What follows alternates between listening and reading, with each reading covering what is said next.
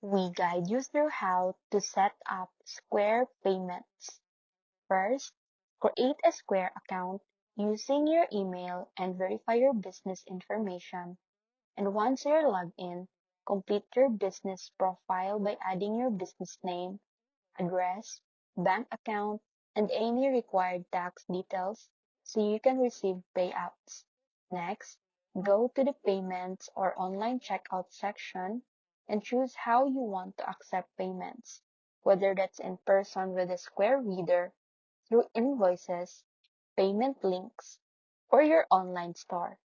If you are selling online, connect your Square to your website platform or install the Square plugin if your platform supports it.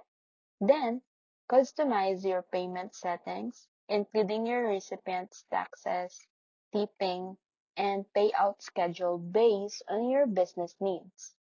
Before accepting real customer payments, run a test transaction to make sure everything is working correctly.